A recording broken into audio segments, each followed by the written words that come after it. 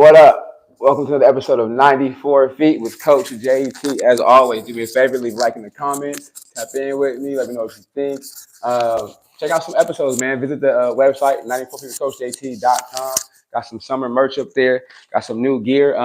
We live here in the invitation room in Old Sacramento, man. If you haven't been to a function, activity, or a party, or a wedding here, come check it out. Indoor, outdoor space. We're currently in the invitation room, or the AKA the Gentleman's Suite.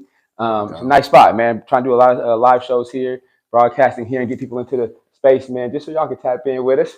And let me get started on this introduction, man. I know my young fella's time is very highly stouted and very thought after, so he got to keep moving and do other things. But I appreciate him taking time out of his day to come chop it up with me. In front of me, man, I have the CEO of Giftedmisfit, INC, a minister, a mentor. Tlyer Mcclure, man, just is a dude I've known for a long time. Recently got to recreate this relationship, me through people, but also I'll say a gentleman in the community who's very strong about his passion, about giving, sacrificing himself, but also being upfront and honest to people, but being a caring person since I've known him. I'm glad to get this relationship going, but also have a lot of things in common, which we'll talk about right now on the show. But Tlyer, thanks for being here, my guy. Appreciate you, my guy. Indeed. Appreciate you. But and let's get to it, man. Right before we get to too much in-depth stuff, but a little bit about the background, bro. About you, originally where you from and where you come from. Just how's that upbringing for you? Because I know we have all grown, right, since we start out this journey. But it's always good to go back and talk about the start of it. I believe for sure. Yeah. So I mean, South Sac native, right? Sacramento. Yes, sir. Sacramento is home, but South Sac native. But heavy roots in the P. So okay. Known everywhere, good everywhere. Yeah, so, that's a good thing. That's a good thing. That's right? a good thing. Known everywhere, but good everywhere. And that's okay though. Yeah, that's okay. Fine. You want to walk in these spaces like, hey, and be good. Yep. Right. So, but I wasn't the product of my environment, as some would seem. I am a product of an environment, but I'm not a product of my environment.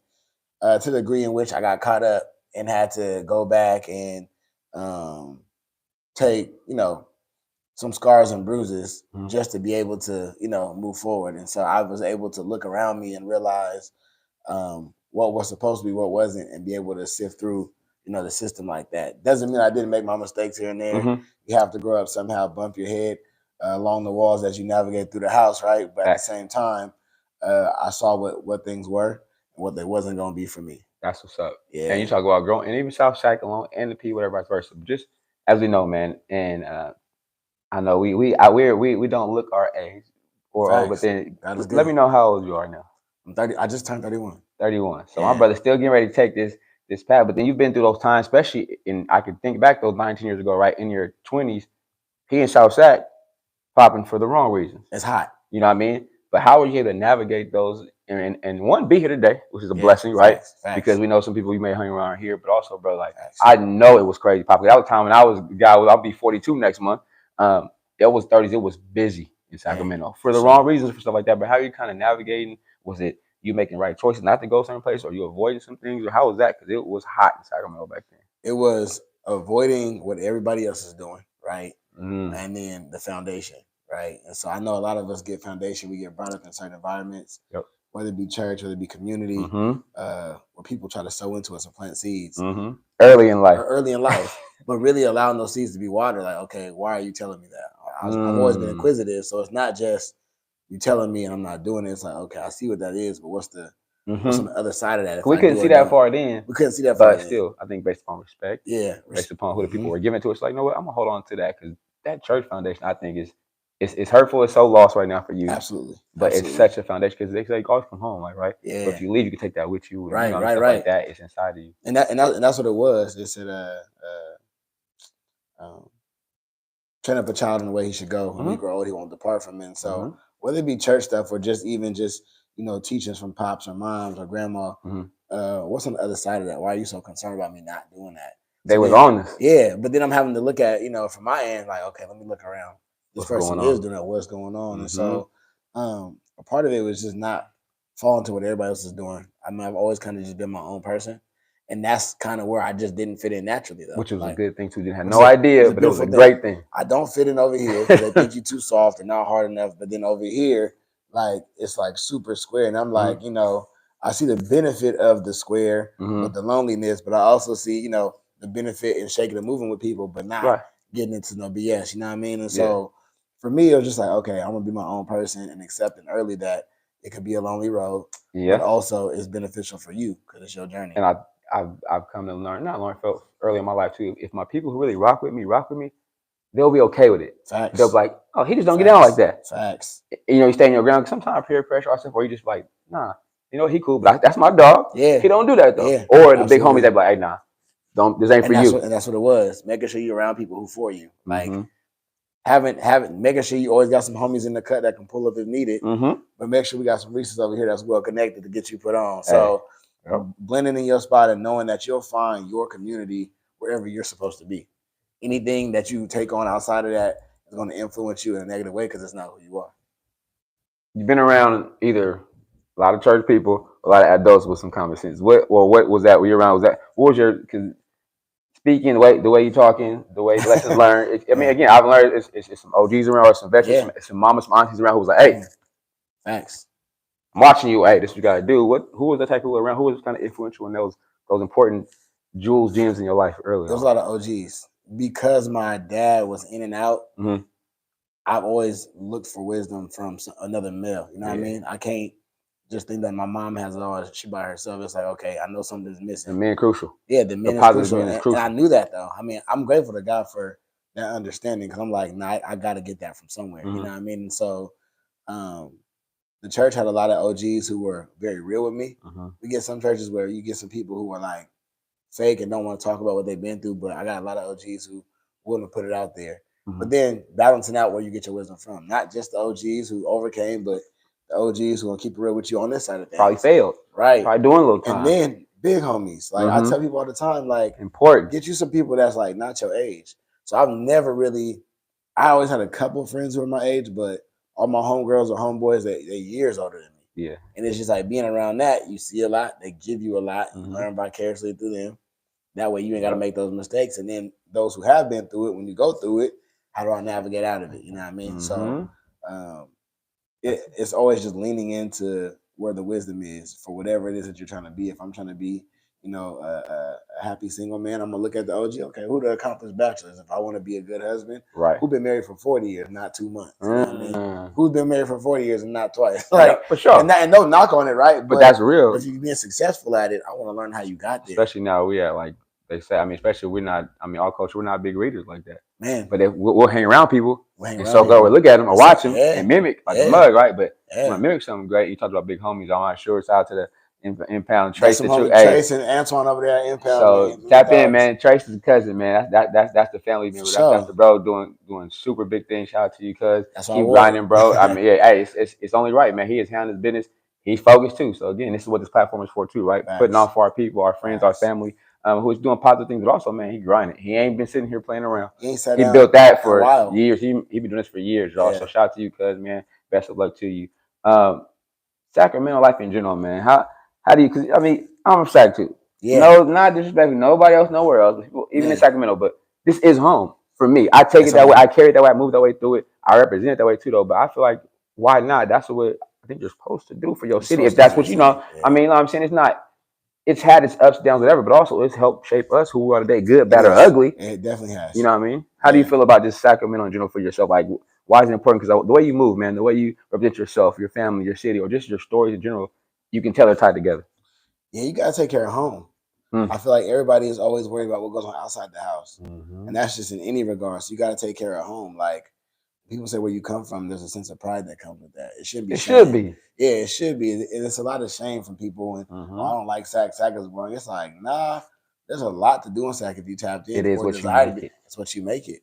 And so I understand the need sometimes to go outside, but like I can tell you, whenever I take a trip, I'm always anxious to get back to Sacramento. So growing up, I didn't understand that because we grew up in a time where it was a lot of violence and chaos, as you will anywhere. But I think putting on for my city, making my city proud, making sure I'm doing my part means something because when I leave here, I know that Sacramento will be like, okay, he had nothing left over. You know what I mean? So for me to go to Atlanta or Texas, New York, Vegas, and do stuff out there is great.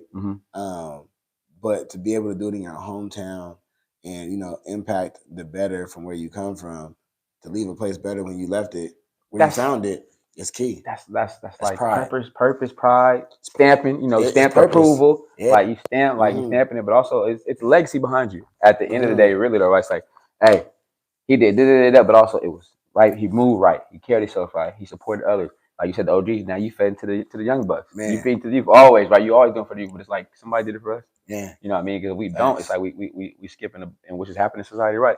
A lot of generations right now is lost because they wasn't putting back in, weren't giving that time, and it's just a prideful, especially as a man, I believe too. It's a male thing too, to have that your senior people behind you, like, hey, appreciate you. We love, thank bro. you. Yeah, that's something that they say. Well, I guess that's our nature. Yeah, to have them go, hey, thank you, I appreciate you, or keep doing what you do. I'm like, it means something internally. It do. M-Town got a shirt that say "Hometown Hero." Whenever I see that inside the store, I'd be like, bro, like that's big. Like being like. You're gonna have people where you from hating on you, right? That comes with the territory. Like even from your past, I was young, or maybe this shorty here, or me and bro didn't get along. But to be able to develop, mature, and blossom into something beautiful for your city and put on and take care of it, you gotta respect it. Respect it, man. Like to go to somebody else's house and wash their dishes and pick up after yourself, and then come to your house and it's filthy. That's an ugly look. But he do that everywhere. That's we went to his house. That's him. So to have your city behind you and be like, bro, it's doing something for us, or the kids is proud of you, or you tapped in. It's a beautiful thing. But I mean, every city got their crabs in the barrel bucket situation sometimes. But I feel like we in a generation now where it's like the young adults, the young people, we putting on for each other. Yeah, but I think I would say, and like I said, our 10-year age difference. But right now, I can see your group right now is really going to the forefront. Hey, let's link up together. Let's have Bible study, or let's have church, or let's meet together. Let's have an event together, collaborate, or let's do this. Oh, you got network sources? Y'all can network with us, but because also we got a bridge and time frame between us. So the ones that maybe at 35, before 40 still may not get lost, or we all help the ones that are younger than all of us together. And I think that's what's happening. And it should happen more, but also we should push that more because they're the ones that are gonna have to keep moving. Yeah. Like they're the ones that have to keep moving. That's how you cycle in and filter in the next generation and make sure properly that quality is being done and not just a bunch of people doing a bunch of stuff. It's like we could be coming together, making a huge impact as opposed to just a bunch of the same events happening, right? Let's collaborate. Let's so much different things going on, or people have different mindset, especially the youth or you guys. Like your mindsets are gonna be thinking than I think. I may be on this spectrum, you may be somewhere else. I'm like, oh, that's amazing. I'm gonna have access to an event space, right? And you're like, hey, I got something we want to do here. Right. That's it. And there you go, right? And it's the conversation, right? Shout out to I always plug in my people, Dwight, Taylor. That's the dog right there. Communication, right? Like effective communication. So if we can talk, oh yeah, I got something for you. Let me tap you on my source, dog. Yeah. I got you, stuff like that. And it just takes one conversation that can help skyrocket or change one life. So I definitely think that. You talked about youth a little bit, bro. Kids. Yes. How important are they to you, man? Because I mean, I can just tell you. I mean, and sort of like me, that's our element. Comfortable around the young men, women, the leadership, the mentorship, or just the being able to relate to a youth, young adult who really may not have that, man. But how does it important? How does it make you feel knowing that they rely on you too? You're a mentor. You're somebody to look up to. They want to be like. They want to dress like the young fella. Like, bro, how does that make you feel? It's a badge of honor. Cause I know what it feels like. I mean, we know what it feels like to be young and not feel like the older generation gets you. So to be able to make them feel heard, seen, listened to, that they matter, that they have somebody, that means everything to me. And it might be because, I was talking to my therapist. I think some of that goes along with my own experiences, right? Making sure that I had somebody or didn't have somebody, didn't feel seen in some cases, didn't feel heard. So the little boy in me is making sure that the little boys and little girls and these young people don't have to, try to fill that void with the wrong group of people or looking forward inside the males that are not for them or inside of females. Like, I know that if I need advice, I don't have to look no further than my big homie. If I know if I need advice on the outfit that just look good, man, I know he's going to tell me like it is. I know that if I need somebody to cry to, he'll pick up the phone. If I need somebody to give me a job, we're going to figure it out, right? And he might not be there all the time, right? But I know that he's there. Yeah. If he's not there, it's because he's probably doing the same thing for somebody else. And so it means everything to me to be able to show up. Yeah, that's what I dedicate my life to, is just showing up and serving. That's what's up, man. And it's definitely a dope thing to see. Because like I say, I can tell you the witness, even 10 years ago, probably, me and the homies wouldn't be telling each other, all right, bro, I love you. Yeah. Like, there was no way. Yeah. We was not doing it. And nobody who knows softer than nothing, but still, you know what I'm saying? That part was like taboo. What? And I was like, all right, bro, stay up, be cool, safe, love you. You traveling, dog, be safe. Got you, love you. Or hit me, go home, y'all be safe. Like, it comes regular now because I say life does, like say, life, or things happen. Like, nah, bro, like, nah, that's my dog. Yeah. It's cool, bro. Mm-hmm. I love you, bro. Appreciate it. Hey, congratulations, whatever. Love, you know, stuff like that. It's like it's okay, but also know like I know my dog got my back. Mm-hmm. Before it was like we can have them type, even conversations about that. We're in a different space now. Yeah. Talked about therapy and myself. I've been went through therapy before too. And yeah, in June is men's mental health month. I know a lot of other stuff is going on, right? For sure. But this shouldn't get overlooked because I know Should never we be have a overlooked. lot on these. On shoulders, yeah. We have a lot on these. People just don't realize unless you're actually a male, you don't know what You it's don't like. know, and people think they know. And we carry a lot. I mean, just waking up and then to be a black male, that comes. Didn't even hit that spot It's yet. not even double. It's like quadruple Mhm. the weight that you carry, right? And I think people miss that and it's underestimated. And that's not to negate, you know, the weights that black women have to carry or women or whoever. Nothing. But we talking about us, and in terms of us as black men, we endure a lot and we carry a lot, and a lot has not been taught to us, and so we're unlearning and learning new things, habits, and patterns. You know what I mean? And it's just again those environments, and it's like I said, those environments were changed way before we got on this earth for us personally, right? But it's like to come up in those when our parents are trying to do stuff different, or they're doing, and it's like, wow, okay, how do you begin to try to change? They say the curses. Not even, I don't even call it curses. What we've been put in front of us, whatever. How do you alter your future or your family after your future? That's even more, you know what I mean? So not navigating that space with people who've done it before is tough.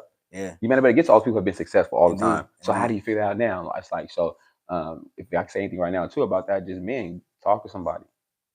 Find a therapist if you need to. Call somebody, check up, or just do a self checkup on yourself, man. Do those checks on yourself because it can.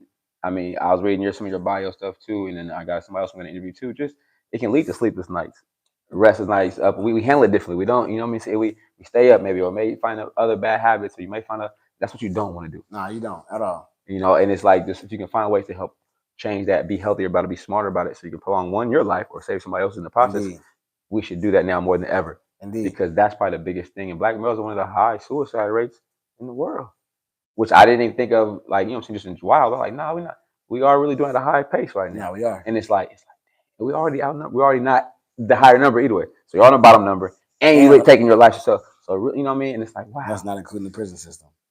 Right. Didn't even tap into there. You know what I mean? So it's just like I think it's very important that black men in general, still just get help, talk to people, talk to your boys, actually seek therapy or something like that, therapist like that, but also be open to it, all right? And it may not be the first therapist. Yeah. It may not be that first one. But if you do find one that you tone in with, that you lock in with them, man, because they can help you move, navigate spaces, but like nobody else, like, you know what I mean? And shout out to, I had a therapist in Atlanta, she sent me positive affirmations, but I was like, dang, okay, I can do this, you know what I mean? Stuff like that. It took a minute, but she was like, nah, you are good at what you do. You are that. I was like, okay, write it down, put it on your wall, stuff like that. So I think that's super dope, man. How do you navigate this space of just opening up to somebody? Because how was that for you, that experience just for you when you actually maybe the first, second therapy session, and just in general, communicate with somebody who wasn't like a family or a bro or a sister to you? I'm not going to lie to you.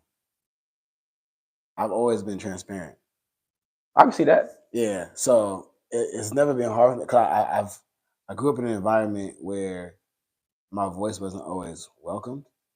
Right. And it's like, you know, you live, I mean, in our culture, unfortunately, sometimes speaking your mind is considered to be disrespectful. And it's no, I have an opinion too. I mean, my age doesn't negate me from having thoughts on what's happening around me.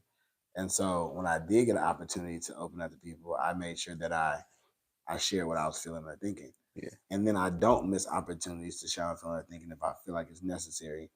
If I have to say something in my gut, I respond. I feel like that internal, that gut feeling that God has given me. So I've always been kind of transparent, whether I'm with somebody close to me or somebody that's on the outside. When I have an opportunity to speak, I take advantage of those moments. Okay, that's well, you said gifted on you. That is definitely a gift early because everybody does it. Always talking like that. I was early on in high school, college, whatever. It's more quiet, laid back. When always visually seeing. But as you know, I've been coaching for years, but I communicate all the time, and professor too. But now it's like, you know what? This type of communication is needed to people who can't, or not in my gym, or not in my classroom. People I may come across every day. But how did you get so comfortable with or open with it early on? Was it through just, probably just, I ain't gonna lie and say that my parents was the shyest people. They're very vocal. I think when it comes to my mom, dad, my sister, and myself, we all were very. Did you guys have a lot of conversations? I said not a lot of positive ones, but we are very outspoken. And you know, things matter. Like, so, you know, there's just some people who have that. Yeah, that's what I'm saying, gene, bro. I think it's just one of those things where because I'm like, how did you get the gene? Like, how'd you jump on that so early? Like, there's no way. And I will say, at church, I would do speeches.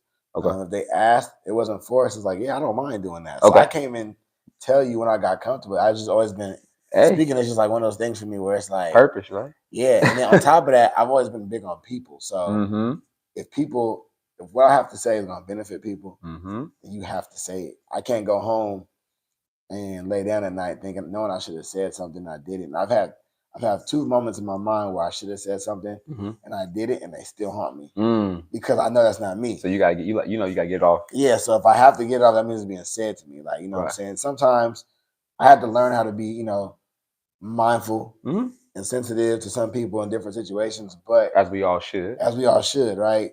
But as I learned to have my voice, it's like you have to still speak up, though. That's what's up. And I was a big Tupac guy growing up, so watching his interviews kind of give you a little bit of nudge to you're gonna speak your mind, and then early Kanye spoke his mind. Oh yeah, still very do, clearly though, very too, clearly very and articulate, man. So I enjoy. So those people with that talk about their impression, right? Yeah, or that people looked at like, yeah. I can see that though. I'm like, yeah, but you speak like, nah. People got it, but also somebody, but hear you speak, they're gonna say, oh, yeah, he got to speak in front of people. Yeah, we need to get him in front of more people for sure. and I'm gonna do it. I'm gonna do it unless it's like unnecessary. But like, no, hey, I believe bro, it. Talk about but if it's I believe it. If it's something people need to hear, that's always been a thing for me. Like stranger, white, black. You put me in front of the mafia. I'm communication has no color. Yeah. So put me in front of the mafia. I'm gonna tell it like it is. That's what's up. Yeah. High school. Where'd you go to high school at, man? I'm a Dragon. Okay. Sac High. All right. Class of 11. Okay. Shout out to Sac High, man. A lot of people come through there. What was those high school years like a little bit? Because again, in the P, a lot of stuff, innocent bystander, whatever, affiliated with certain things, but just overall, how was your high school years as a high school kid navigating those spaces? As we know right now, mental health is more at the forefront of stuff. Was there times in high school where you was just like, oh, this is rough, or I don't know what to do, or how am I get out of the situation, or I know I'm finna now I know how to move this way, I know how to move. High school was cool. Even growing up in the P, like it was like a melting pot. I mean, the P was definitely the population, but as a kid, I went to school in a bunch of different places, and a lot of those people happened to come to Sac High, right? Because it was going charter at that point. But it was cool. I mean, out of all spaces, I'm most comfortable. Like I'm most comfortable in the P. I love the P. Shout out to the P. Hey, it's where it is. Yeah. So I mean, it was cool. I think the most difficult times were the home life in those high school times. You growing into your own. Things are starting to be clear to you, what's happening around you, family dynamics, things like that. The relationships that you have, you start to see them for what they are. And I feel like, the millennial generation and, the generation before that, I think might be X. There's a different level of awareness that we had in the generations now and the ones before, where it was like, we're not crashing out, but we also not oblivious to what's happening. And so it was a lot of community. You had your little groups here and there, but it was big community, and I feel like that was like home away from home for me. Because if I'm gonna spend my time here, then I gotta sow here. And where am I sowing into? Who am I sowing to? What's sowing into me? But the most difficult times was home life for me, like feeling isolated, feeling unseen, feeling unheard, and how am I gonna navigate that? And then the friend group that I have in my high school years, how are we supporting each other? And that was huge for me. Who was important on you navigating that space with home life being one situation? How was it the friend circle? Was it still the OGs? Was it the church you kind of went to kind of balance out? Knowing, okay, I'm walking through at home, not sure what's gonna happen probably. I gotta make it through, but then knowing like when I leave the next day, I gotta go find somebody to tap in with or do activities, stuff like that. How do you navigate that? It was definitely a friend group I had at the time. Shout out to the friend group. Shout out to the homies, bro. We call ourselves HOB. Okay. But the squad, we all had our own issues going on. Okay. Some people moved in and from Texas and moved from family. Some people were adopted. Some people just had different, latchkey kids. If you link, you link. And we linked in, and that's what it was. And so, being able to smile through pain was huge. And then I had some mentors. That's kind of what shifted my whole life. Clutch. Having mentors at the right time that I met at church, but didn't fit the church description of what people think. Always had those going up. You was like, oh, man, church, right? But they foundation is church, but they like that for real. And so they were a huge part. Shout out to Nate, Gene, and Derev. Sure. They took me under their wing, and again, they were older. They're like 7 years older, 5 years older than me. Right. And so I locked in with them. They kept me occupied and Nate. busy. Gene, Gene. Darrell. Okay.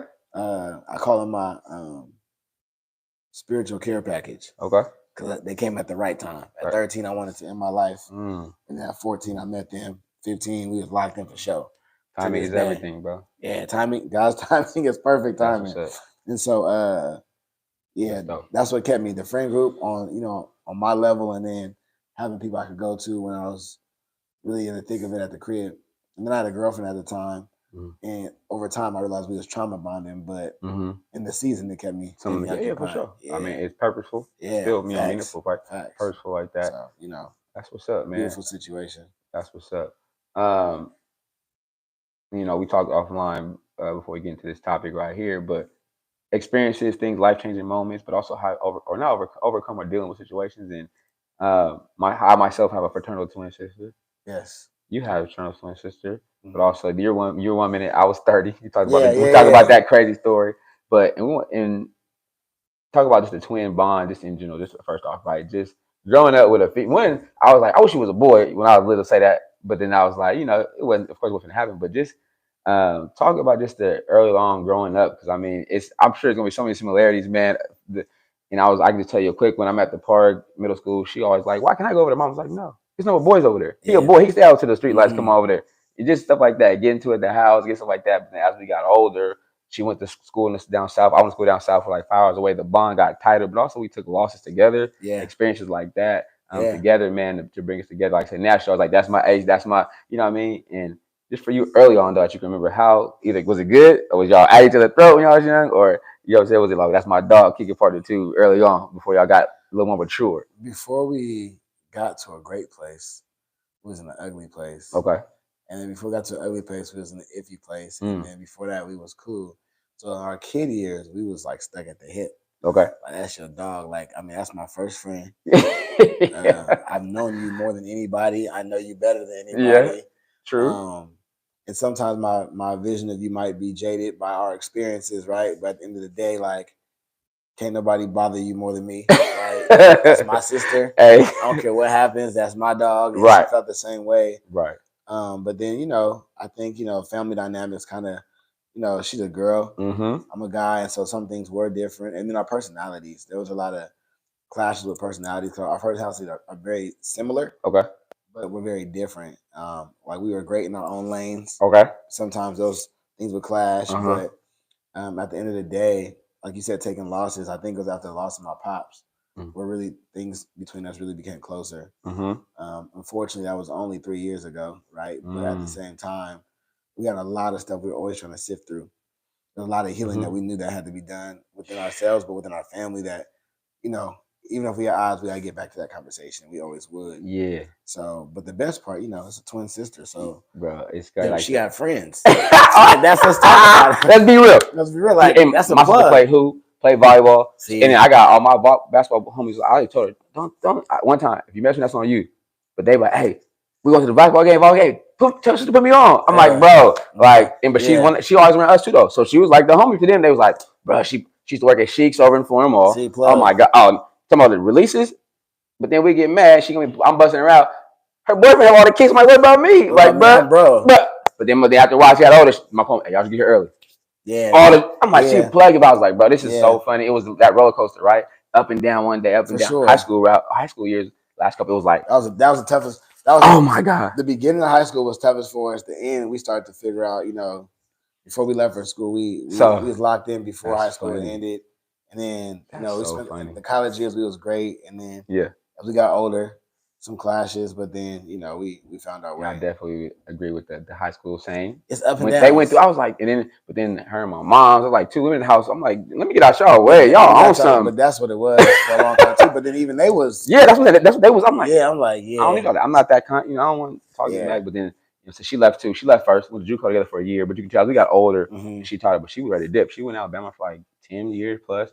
She was comfortable. I went to Mississippi, so I was like 5 hours away. I was like, I'm hitting the road. Yeah. I'm coming down to see you, vice versa now. So the partner went to A&M too. So I'm like, I'm traveling down there. She come for a game. And we started going through that. She took a loss too. Lost her first little one. Deuce, the young would have been the youngest nephew.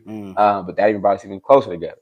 That even, what I'm saying? I was like, oh, but I can remember a time. I think I was out here, bro, doing something, and she herself had gotten into a car accident. not knowing. My mom, she didn't probably know at the time, but we're in a group chat. And I'm like, okay, I'm at an event. I'm looking at my phone. It's like, my phone blowing up. Who calling me?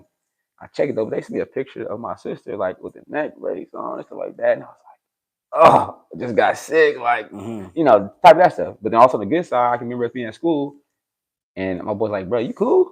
You eating a lot? You tripping? Like, what's going on? You doing some other stuff? And I was like, I might have been here. I'm not sure. I was like, I don't know. I'm hungry. And I called my sister. She called me and she's like, hey, I'm pregnant. I said, what? Wow. But I'm feeling it. Yeah. That was all 3 times. Yeah, bro. The second time, same thing. I was like, I called her the second time. I said, bro, you pregnant? She's like, how you know? I said, bro, I'm over here eating up everything. I'm over here having hunger pains. I'm devouring food. She was like, yeah, I'm pregnant. I said, bro, this is crazy. But it's that you can't. That twin telepathy they talk about. It's a real thing. Crazy. It's a real thing. I know that prior to her, actually the week before she, transitioned, in a car accident, I had a dream. Mind you, my pops passed 3 years ago. I had a dream that I crashed, and he was watching me on the freeway. And so, I woke up like, bro, what? Like, that's weird. And then a week later that happened. I'm like, it wasn't me, it was her. But he was giving you that forewarning or something that, you know what I'm saying? Fruition, like something may be occurring involving that immediate thing. And we don't really know what's going on, because sometimes we see ourselves in the dream, we trying to figure out what it means. But there's been moments where she would tell me, hey, that just happened? She's like, bro, I thought about that. It'd be like, bro, I'd be like, hey, why you ain't tell me? Because I didn't want to scare you. I'm like, bro, no. You give me a heads up, give me a heads up. But it was a lot of those moments. And even now, the way that I don't know if it bothered y'all. I hate when people call each other twin, or not a twin is like a thing. It's like, that's my twin. It's like, nah, it's really not a twin. Like you not, it's like when people be like, they be like close friends. They be like, oh, that's twin. Y'all know what twin is. You're not a twin for real. Y'all best friends. Y'all friends. You best friends. You tight. You close. But we share everything. Our DNA the same. Like, and it's a different experience. Like, it's like I'd be like, it's not your twin for real. Like, you do that with your kid. Like, that's my mini. That's how you're right. But like when you do it with your friend or your sister that's a year older than you, it's like you guys aren't twins for real, because you don't have that same experience. I do believe siblings have a connection. But yes, it's nothing like a level.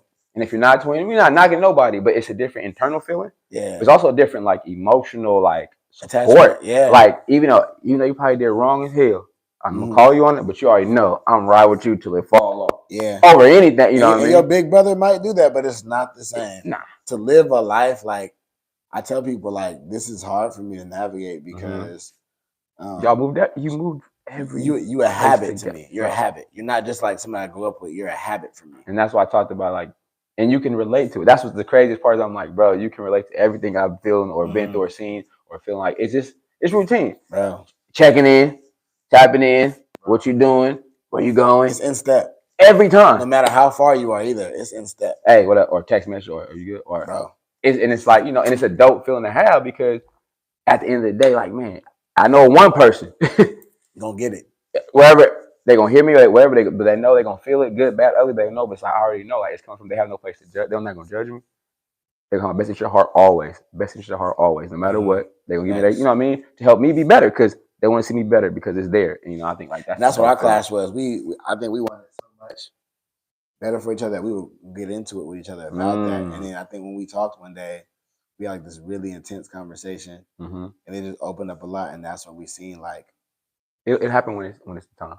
Yeah. And that's when it happened. I told people too, because they're like, man, I said, but now people thought we wouldn't be this tight, but it happened. I don't know what, again, one of the instances may have clicked, but after a while, I was like, nah, hey man, so you doing? You good? Need something? Oh, I got you. But like, versa, you good? Like, we checking in, we spend time together. Hey, love you. All right, love you. It's just, and it's everything, every conversation is meaningful. Every time all right, love you, see whatever, it's just like, it's just different.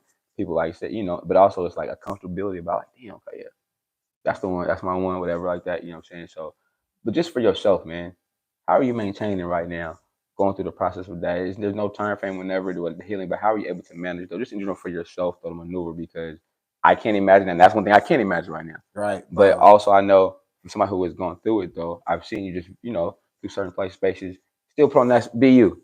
But I know internally, it's a different, it's internal heartbreak and internal loss, bro. That's a huge void that I'm sorry, no woman, girlfriend, wife, fiance is ever going to be able to feel. Yeah. But I understand. You don't understand. Mm-hmm. You don't.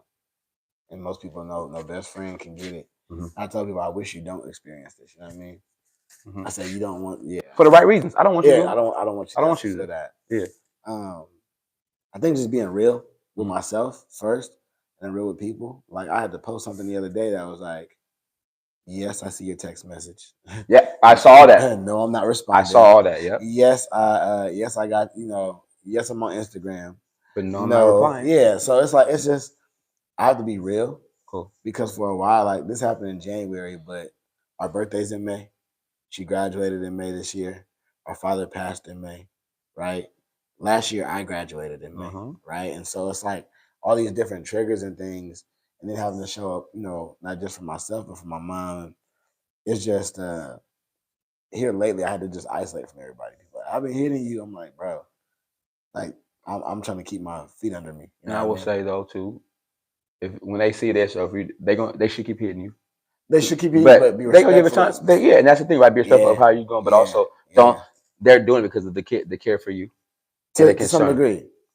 Okay. And I say that because let this be a PSA that you should be hitting your peoples on a regular basis. Before the tragedy. Because look, I got some people. Yes, you are right. Hit me, and I haven't responded. Like I'm gonna keep hitting you only because I know to. I'm not expecting you to respond. Like my big brother. That's fine. He's like, hey, he's like, I know you good. He's like, I'm seeing you posted. I know you good. That's fine. Yep. You have some people who are just like, let me know you're good. Let me know you're good. But those close to you know you're good, right? Because they've been following the. You've been here consistently. You're not popping up just because you know you went through it. And that's the part that gets me because it's like my community, my tribe for real.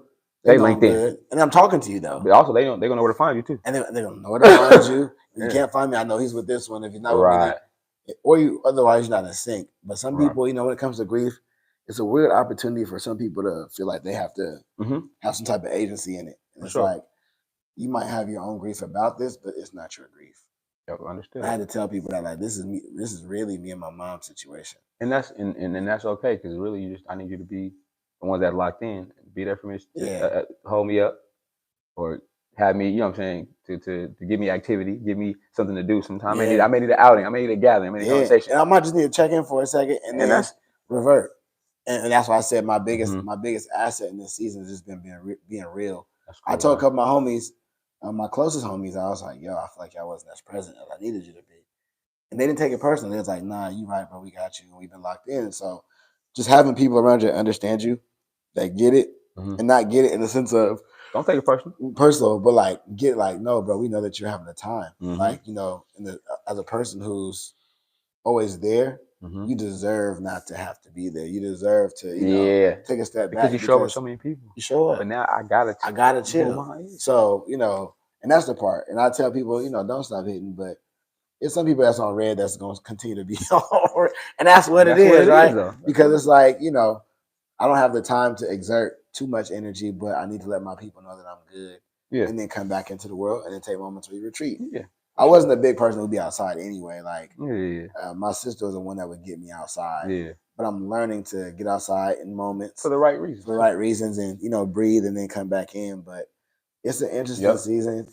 And the hardest part is that it was sudden, so that takes a huge lot out of you, like versus, I much respect to those who lose people, in a period of time. They have to watch them. That's a different experience. But a drastic change. It's like, wait, because I lost my pops the same way.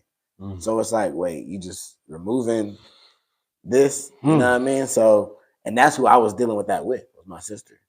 We just lost was my crutch. That was my crutch. Pops. And so it's like, oh dang, now my crutch is from under me. So my mom wasn't the one, you know what I mean? We're not really as close. So my dog is gone on top of my go-to parent is gone.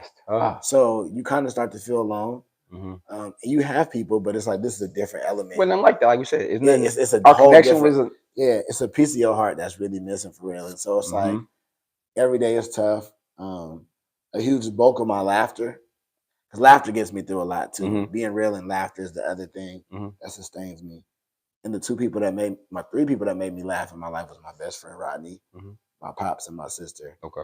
Rodney strung out. I'd lost my pops, and now my sister gone. So like navigating things. Some days you just trying to make it through the day. Like you see your phone, but it's like, hey, bro, I'll get to that when I got it for me to even give. Right now, I don't really have much to give, but I'm still giving because God has given me the strength to get up. But it's an interesting season, bro, and I'm learning it's different as I go. Each day is different.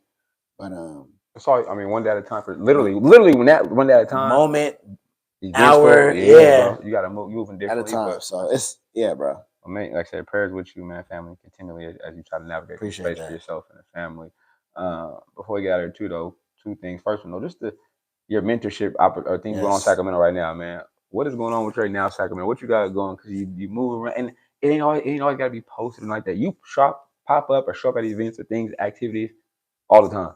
I do, and nobody may not know where you at, what's going on, but you do it intentionally all the time. But what's up? What can you share right now? Or what's coming up? What are you involved in? What are you doing right now? Just as far as that type of event, because you got your hands in a lot of stuff in the community with the youth and programming and stuff like that. So right now, I believe that even in my distress, God has given me an opportunity to sit down, go to the drawing board, and see how I can be more intentional. So I'm thinking about putting together a couple of workshops and events. So to where, monthly we're having a workshop with our youngins and the parents are in a different workshop at the same time. Because it's not just the kids who need help now. The parents have to learn how to be better too. Yes, otherwise, the environment that they're going to go back to, like you spend all this time with this kid and they go back to an environment that's jacked up. Because parents don't have the tools. So I'm back to the drawing board brainstorming right now. Okay. So I'm popping up places to show up for people because that matters. And it's also deposit. We know that. Right. And so when it's time for you to cash that check. Yeah. And it's like, and we do it genuinely, right? Yeah, for sure. But I also know that people appreciate and we exchange, presents. And so I'm doing that right now to be able to build, and behind the scenes, trying to get back to, building the brand so I can get some merch out there. The youngins need merch. I need merch. So I'm on the logistic tip right now behind the scenes, but in the meantime, really locking in with some of my youngins. It's graduation season right now, so I'm still on a graduation tour. I've been at like 18 so far. Got like 10 more to go this week. Yes, sir. So doing all that, but actually sitting back watching, seeing what's happening. And I was talking to one of the people who helped me a lot. Me and her were talking last night just about going back to the drawing board and setting stuff up for the upcoming year. So you got to strategize and plan. You got to strategize and plan. It's been a lot of showing up and a lot of random events and doing stuff. Now you want to get now we're trying to lock it in to make it more official. How can we take it to the next level? Sure. So right now is a brainstorming season. I'm trying to figure out where the bread is going to go to. I'm at a high school right now too, running my program at Sheldon High School. Okay. To do some stuff on campus and figure out if the route I need to take is more. It's gonna happen, man. The door's gonna open, bro. Yeah. It's a good thing I know we talking to because I definitely got some connection too. So now it's like linking these lifelines up. Absolutely. My twin actually is a principal too at a high school too. So where's she at? She at Emoji where Dwight Taylor be at too though. And, she always trying to link people in, bring them in. Yeah. But she got a program going too, Hawk program that they looking for mentors with somebody who come in. But it's some stuff we're gonna link up about too, man. Indeed. We can definitely tap in with. All about the bill, bro. I'm all about the bill. Yeah, and last thing I gotta ask you, so as you know in basketball, right, the triple threat, dribble, pass, and shoot. I ask all my guests, but however we're gonna flip it. You personally though, I want your personal triple threat. 3 things like you hang your hat on, how you move, but people would know how they come into a room. Are like, oh, this is him. Like 3 things you can put out there to let everybody know this is what you stand on, your morals, values, or how you move, or whatever you want to do. Just give me your 3 personal triple threat right now. Show up. Okay. Serve. Show up, serve. And feel. Show up, serve, and feel. And so show up is just be present where you're present. Like even with my kids, I put my phone down. Somebody might like, oh, you hiding your phone? It's like, nah, like my kids see people around them on their phone a lot. So when I'm with them, you get me. Unless we're having like this little moment we're chilling, I'm playing 8-ball and they on their devices. Gotcha. Most time, be present. Laugh, enjoy people. Pop up at things that people don't typically pop up at. I had a mentee's mom tell me, you don't have to drive, it's online. I'm like, nah, I got to show up. People don't forget that. You got to show up. Physically is different. If I have to take a 30-minute, 50-minute drive in traffic to get to you to show up, I'd rather do that than watch online. Everybody can do that. When I see that, it's different. It's different. Oh, here? Yeah, Let me you, bro. Oh, yeah. And I'll turn right back around and go home. Serve. We don't show up in spaces for ourselves. It can be my birthday party, but there might be somebody that needs to be like, right. You might need to talk to somebody. Somebody might be having a bad day. Yeah, and for sure. You being willing to put yourself to the side and sacrifice whatever, $1, some time, with a jacket. Yeah. Serve somebody, man, and that plant seeds to, I can't talk about my community if I don't plant seeds. That's dope. That's and fire, so bro. you're also planting seeds for them to plant seeds because they're gonna do it for somebody else. That's fire. And then fill, and by fill, FILL, same way you fill up your tank, fill up somebody else's. So even if you got to deposit affirmation to somebody, if you got to reaffirm somebody, give them a piece of wisdom, a song, a connection, leave people with something. Leave people with something. Like, hey, bro, like, you're doing dope work with our place, bro. Like, dope venue. I've been seeing you. But I can't make it to everything, but what you're doing is gonna change Sacramento. People need to hear that. Hey. And that's literally me telling you on camera. That's how I feel. And that's when it comes from your heart, or somebody who you rock with, or sometimes people you don't even know. Tell you, I see what you're doing. Keep doing it. Yeah. What? Really? Yeah. Oh, okay. That little bit right there, I just got a quick chill. Like somebody tell you that's like, okay, yeah. Yeah. You know what I mean? It's purposeful in that, which is dope, man. When I see people, I'm like, nice shirt. Or I'm like, hey, bro, nice fit. That little bit of used to doing that with each other when we see each other. And that little bit of confidence too, like, good job, okay, man. Cool. Keep it up. Oh man, thanks, bro. Definitely. You just broke ice. You went from being a threat to my presence to like, oh, bro, that's an ally. Bro, right? You doing what you're doing. And I don't know who might walk in this room try to shoot it up. So now I know it's two of us. Realistically though, like, bro, it's better if he rock with me in the venue, but we rocking together. We share the beverage together, we talking, me and him cool. Yeah. You never know. Yeah, show up, serve, and show feel. Up, serve, and feel, man. Hey, you heard it here first, man. We're at Our Place Event Space, in the invitation room with the young homie Tlyer. Like I said, man, if you're one of his friends or circle, keep the young man in your prayers. But also tap in with him, like he said. But he'll get back with you when it's time. But also like, those prayers too, though.